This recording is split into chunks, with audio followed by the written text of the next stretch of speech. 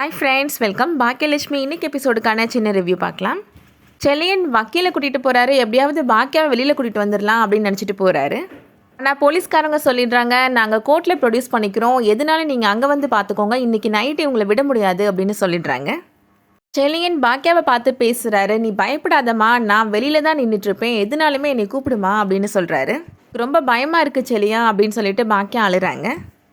நாளைக்கு கண்டிப்பாக உன்னை வெளியில் கூட்டிகிட்டு போயிடுவோமா அப்படின்னு செல்லியன் பாக்கியாவுக்கு ஆறுதல் சொல்கிறாரு. ராதிகா அங்கே பாக்கியாவை முறைச்சி பார்த்துட்டே உட்காந்துட்ருக்குறாங்க.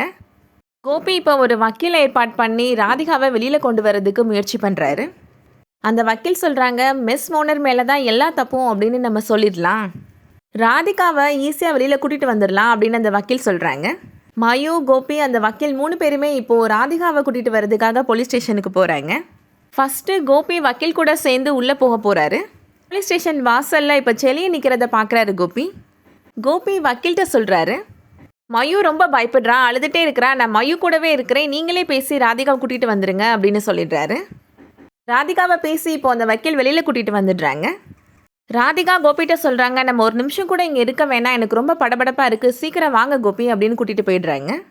ராதிகா வீட்டுக்கு போனக்கப்புறம் கோபிக்கு இனியாவும் கோபியோட அம்மாவும் மாற்றி மாற்றி கால் பண்ணிகிட்டே இருக்கிறாங்க. ஆனால் கோபியால் ஃபோன் அட்டன் பண்ண முடியலை. ராதிகாவை வெளியில் கூட்டிகிட்டு வந்தாச்சு, நம்ம போய் பாக்கியாவை எப்படியாவது வெளியில் கூட்டிகிட்டு வரணும் அப்படின்னு யோசிக்கிறாரு.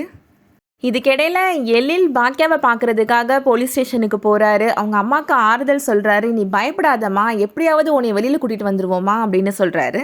எலியன்ட்ட சொல்கிறாரு, நீ அம்மாவை பார்த்துக்கோ, நான் வீட்டில் போய் எல்லோரும் எப்படி இருக்கிறாங்கன்னு பார்த்துட்டு வரேன் அப்படின்னு சொல்கிறாரு. கோபி ராதிகாட்ட சொல்கிறாரு, நீங்கள் 2 பேரும் தூங்கி ரெஸ்ட் எடுங்க, நான் மார்னிங் வந்து உங்களை பார்க்குறேன் அப்படின்னு சொல்லிவிட்டு அங்கேருந்து கிளம்புறாரு. நீயும் சொல்கிறாங்க, நீங்கள் எங்கள் கூடவே இருங்க அங்கிள் அப்படின்னு சொல்கிறாங்க. அதே மாதிரி ராதிகாவும் கோபிகிட்ட சொல்கிறாங்க, நாங்கள் எந்த மாதிரி சூழ்நிலையில் இருக்கிறோம் கோபி, இந்த டைமில் எங்களை விட்டுட்டு போகணும்னு யோசிக்கிறீங்க, எங்கள் கூடவே இருங்க கோபி அப்படின்னு சொல்லிடுறாங்க. என்ன பண்ணுறதுன்னு தெரியாமல் கோபி யோசிச்சுட்டு இருக்கிறாரு. அதோட இந்த எபிசோட் முடியுது. அடுத்ததாக என்ன நடக்க போகுதுன்றதை வெயிட் பண்ணி பார்க்கலாம். இந்த வீடியோ உங்களுக்கு பிடிச்சிருந்துச்சுன்னா லைக் பண்ணிக்கோங்க. சீரியல் அப்டேட்ஸ்க்கு சேனலை சப்ஸ்கிரைப் பண்ணிக்கோங்க. தேங்க்யூ.